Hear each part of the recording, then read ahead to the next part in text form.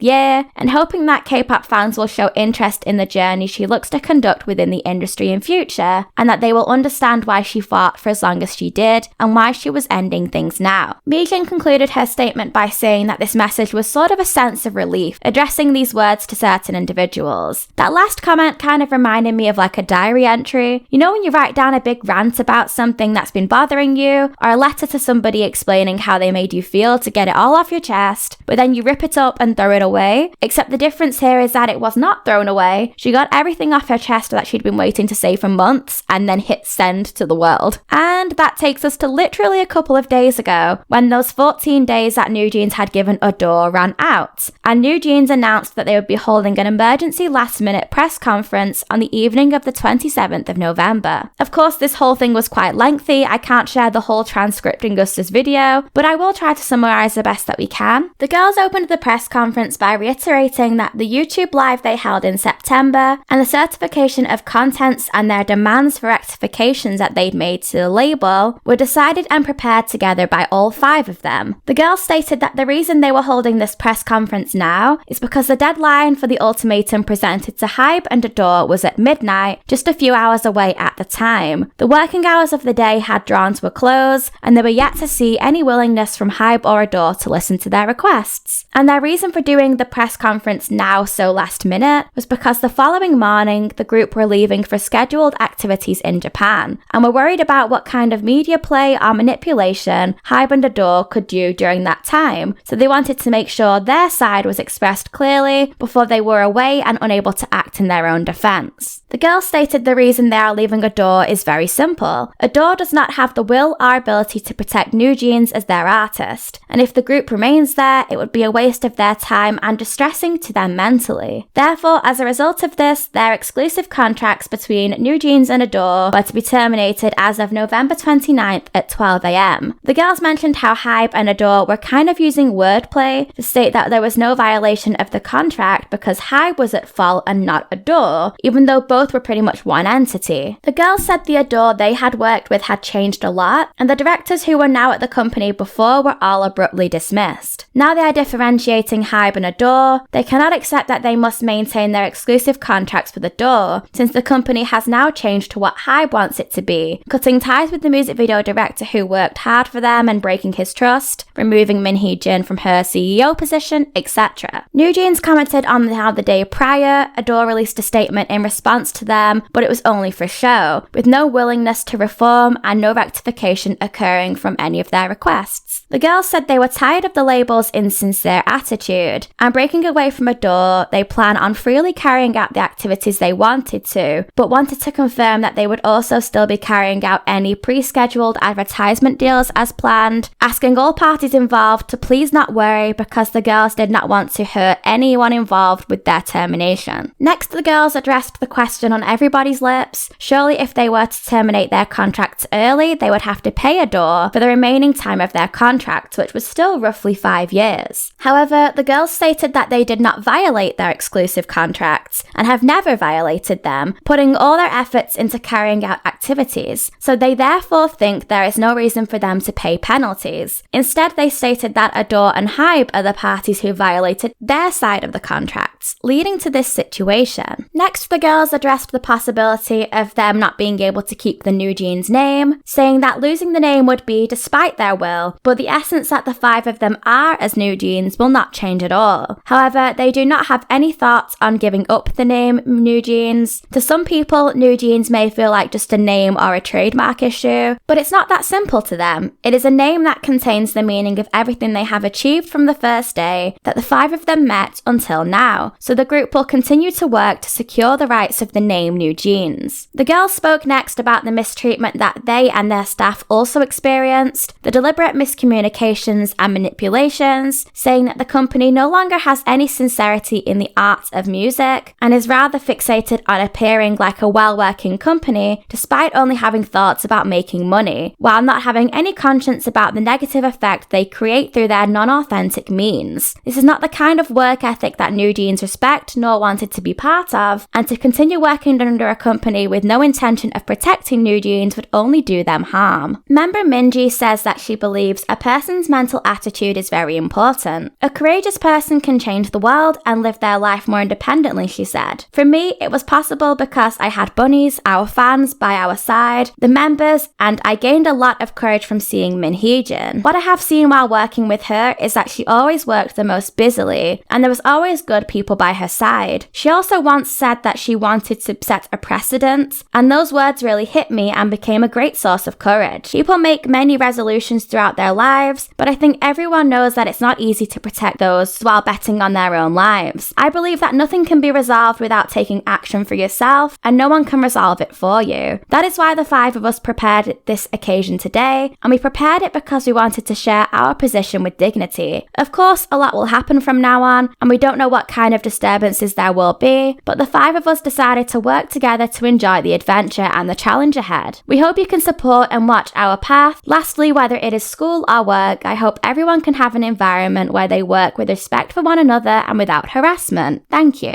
I'm sorry that was a long one to recite, but I think it was perfect to end on those closing comments to fully summarize the girls' stance and why they were doing this, because they made it pretty clear. The following day, ADOR released a statement in response to the girls' press conference, saying, "We regret that a press conference to announce the termination of the exclusive contract was planned and conducted even before receiving a response to the certification of content pretense and without sufficient review. The label also stated that ADOR had not violated the contracts, and the girls' claims that their trust has been unilaterally broken does not constitute grounds for termination. Therefore, the exclusive contracts between ADOR and NewJeans' members remain valid still, so the label were expecting the group to continue their scheduled activities with ADOR moving forward. ADOR said they have requested several meetings with the artists, but they were not carried out, and the labels hope that even now we can all open our hearts and have sincere conversations together. They concluded what was rather a short and precise to the point statement by saying, ADOR will do our best to support NewJeans in their activities and help them grow further as global artists. So that takes us to where we are now. At the time of me speaking, the latest update we have is NewJeans confirming the termination of their contract as of right now, whereas ADOR have stated that this is not the case and are basically expecting business as usual. The members seem to disagree with this, however. Member Min Hee shared her excitement about their newfound freedom on social media by simply updating her photo on Phoning, which is the mobile communication app set up by Weverse for NewJeans. The photo depicts a popular anime meme in which the following is said: "Goodbye everyone, I'm now going to leave this world and find my happiness, be happy too," clearly expressing their joy about the step they have now taken forward. So there you have it, that is the crazy 7 months that have led us to where we are today. Of course, I expected a huge chunk of this video would be mainly me trying to explain this whole situation from the very beginning for those who have no idea how we ended up here, with one of the biggest girl groups in the K-pop industry wanting to leave the biggest company in the K-pop industry. Of course, by this I mean HYBE, not ADOR specifically. But I do also want to just share my input on this whole thing while I'm here, because I've really been wanting to for one. But like I said in the beginning, I do have my concerns for the girls' future because of the way this whole thing played out. I do want to start by saying that I am also in the crowd of people who are so proud of the girls for standing true to their beliefs and not backing down during what must have been an unbelievably scary time for them. I don't want anything I say moving forward to make it sound like I am not proud of them and that I didn't want them to stand up for themselves. Of course, that is not the case. What the girls have been going through and the decisions they have been making have been unprecedented for the K-pop industry. And the strength and resilience that the girls have shown is really admirable. I think a lot of K-pop idols will be so grateful for the sacrifices they have made, so idols of the future can feel like their voices are being heard. Of course, what we hope in an ideal world is that a group as successful as NewJeans putting themselves in jeopardy in this way would lead to some sort of change in the future, and idols will be able to sign fairer contracts that improve their working conditions. It's sort of happened before when we had the introduction of the 7-year contract. There is nothing saying that unjust rules and regulations cannot be changed. All it takes is the strength and courage to take a stand, and the support, of course, to do so. However, the praise I just gave the girls included words like sacrifice and jeopardy, and because of the way this whole thing has played out, I can't just be all positive and say good for them, let's hope this is it and they can just move on now and release new music next year like they wanted to. We have to put our business heads on and be critical from an objective point of view, not as a NewJeans fan or a K-pop fan even who wants the industry to change for the better, but now as just people witnessing a legal dispute between multiple parties. I think it's very important to note that we will never truly be able to understand the extent of what happens behind closed doors at these companies, despite what they show us, because they only let us in as much as they want us to see. We aren't there. And more importantly, when it comes to things like contract terms and conditions, none of us have access to these contracts, despite what social media would like you to believe. Therefore, none of us really know the conditions the girls have signed their name on the dotted line to those few years ago. At this point, we do not know what the repercussions would be of the girls terminating their contracts, if any, and all we can really base our thoughts and opinions on is the information in front of us in articles and reports, so that's what I am doing today. The girls have stated that they do not feel they have breached their contracts in any way, because ADOR are in fact the ones who have violated their contract terms. However, ADOR has refuted this, saying the girls' claims that their trust has been broken are not just grounds for termination. An objective court looking at this case would simply see a K-pop contract of 7 years. The artists want to leave only 2 years into the contract with 5 years remaining. Yes, there are many other interfering factors to consider, but the basic outside verdict would be, well, this party wishing to break the contract would need to compensate the other party. But this very much depends on the terms and conditions of the contract the girls signed. With this in mind and in their benefit, I do not think HYBE or ADOR are simply going to let this whole thing go. I don't think these companies are going to just let up without a fight. Unfortunately, Unfortunately, this will be a principal thing for them. We know full well that HYBE is the biggest K-pop company in the business at the moment, and every other company will now be looking to them to see how they handle such a situation. Because if it can happen to HYBE, it can happen to any of them. And if this company has already said that they do not believe they have any grounds to break their contracts, do we really expect HYBE to go back on their word and just turn around and say, okay, fine, no worries, actually, off you go, girls, free of charge, of course. The K-pop industry, like many businesses, is centered around money. The girls did use this factor to kind of critique HYBE during their press conference, but I do challenge you to find me a K-pop company that is not operating solely with the purpose of making money. And HYBE will not want to be known as the company who sets a precedent that if the biggest company in the industry are willing to let a group break their contracts and go off without any sort of consequences, then what is stopping more idols and groups from doing the same from labels of all sorts of sizes? Now, of course, we know the girls will have surely been seeking legal support throughout this whole situation, and every action they have taken should have been thoroughly reviewed before a legal professional. We don't know if this is the case. I'm not sure if the girls have confirmed this at any point, but I'm sure they will not have started this potentially huge, lengthy legal battle without any backing. And people like to keep bringing up this fact whenever somebody questions the group's decision to leave their label on social media. However, just because somebody has legal representation, that doesn't necessarily mean it's good legal representation. In the same way that anybody can hire a professional to come and assist you with something, do some building work on your house, anything like that, spending all the money in the world on somebody who is well reviewed, this will still never fully guarantee that this person is going to be able to complete the job to a high standard or be fit for your specific needs, especially in like a newer or unique case. And it does concern me that if some of the decisions the girls have taken are seriously at the instruction of a legal professional, perhaps some of the ways they have tackled things during the last couple of months have been rather hasty and not exactly following what I would consider formal legal procedures. It really genuinely surprises me that any lawyer would have suggested jumping on a YouTube live stream to give your boss an ultimatum or holding an emergency press conference before formally handing in your resignation letter. And that kind of brings me to my main issue with this whole ordeal. While of course I am proud of the girls for doing what they thought was right, in order to do that, the girls have had to make a really bold career choice that could affect the rest of their time in the industry, who wants to work with them, future advertising opportunities, etc. The girls did what they thought was right for their own morals. We can't judge them for that. I'm much rather turning my attention to the parties who made the girls feel like they had no choice but to take extreme measures. Min Hee Jin, HYBE and ADOR, the lawyers,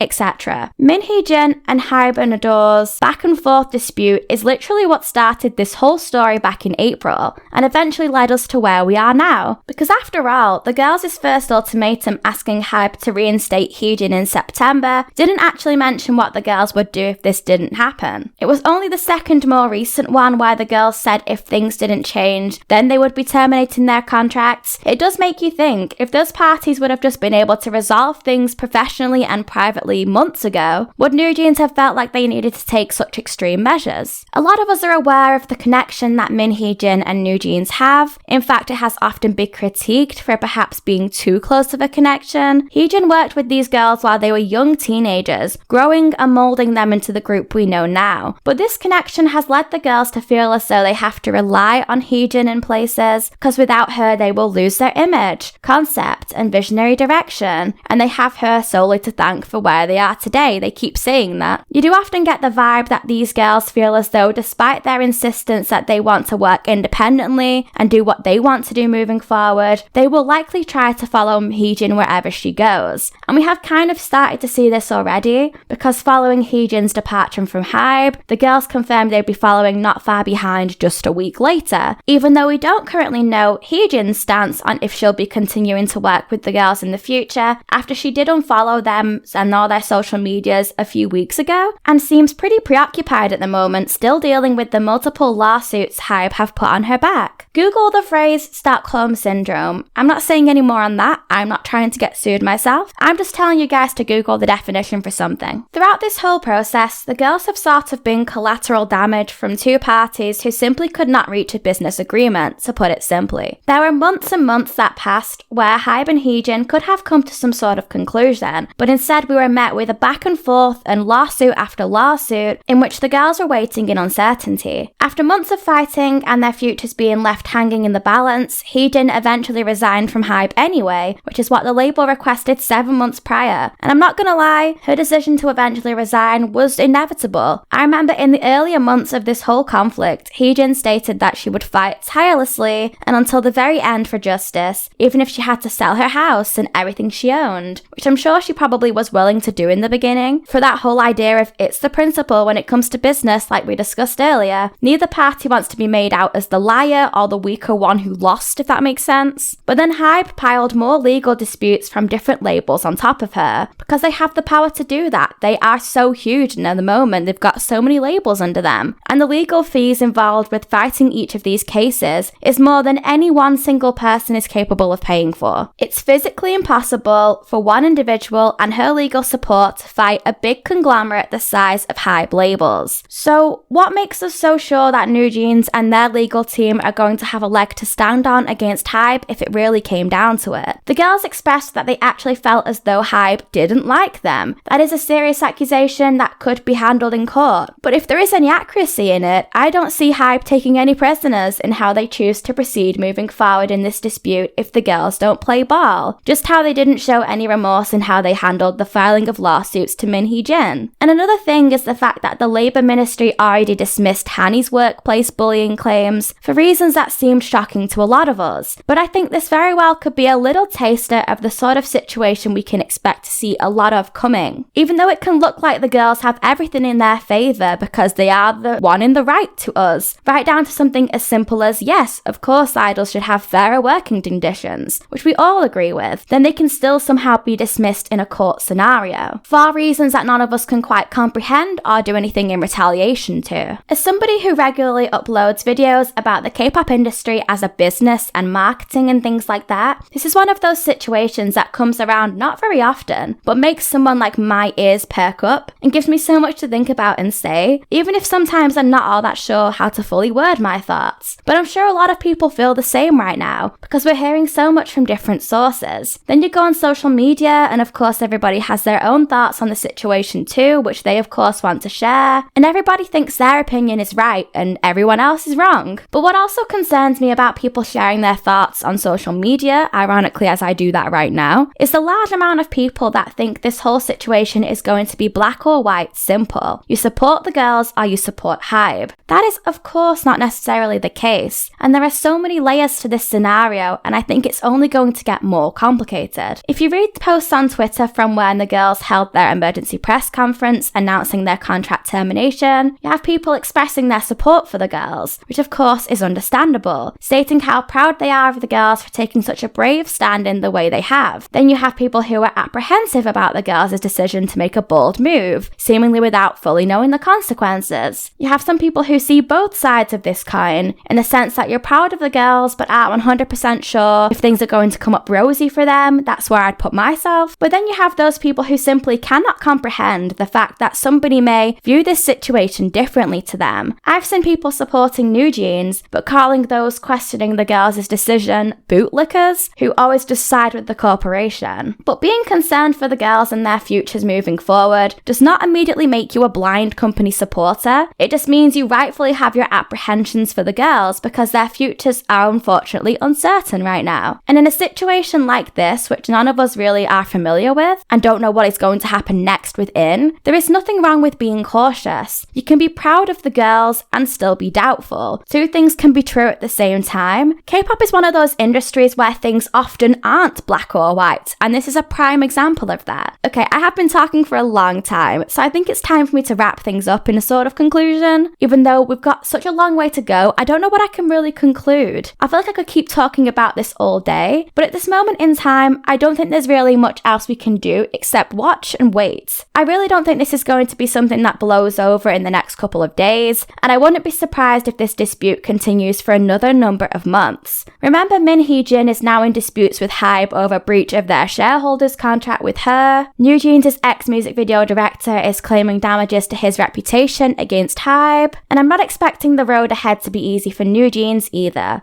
All we can really do now is send the girls our love and support at the moment, and in their future endeavours, and whatever that has in store for them, because I seriously do hope they have some strong support behind them. One factor I didn't address earlier in the people that led them to make the decisions they have, we have no idea to what extent the group's parents have been supporting the girls in their decision. I know of course some of them are legal adults, but they are still very young. I really hope for the girls' sake that their support system is a strong one, and that in an industry surrounded by people looking out for their own best interests, there are some genuine people actually in their corner. But I do also want to make sure that during all of these legal disputes, that we aren't losing sight of the original point at hand here, and why the girls wanted to take a stand aside from supporting Min Hee Jin, and that is for the rights of K-pop idols throughout the industry who are being unfairly treated. For too long now, idols have suffered at the hands of difficult contracts and unfair treatment, and I'm sure so many idols from years gone by will be looking on at the girls in pride now for doing what they never had the opportunity to do. Like I said earlier, in an ideal world, the girls' bravery will be the beginning and yes, a potentially lengthy process, but one that eventually changes the industry for good. We might currently be watching K-pop history unfolding right in front of our very eyes, and we're currently just at the start of it. Okay guys, and that was it for today's video. Thank you so much for watching if you got this far. I know it was quite a long video. We had so much to explain and then I had so much to say, but I really hope you found this video interesting or helpful. If you did enjoy this video, please give it a thumbs up. And of course, I would love to hear your thoughts in the comments down below. If there's anything I missed that you'd like to add, or just your thoughts on what's next for the girls, let's start a discussion. If you're new here, please hit that subscribe button and turn on the notification bell to be the first to hear whenever I upload, and I will see you next time. Bye guys!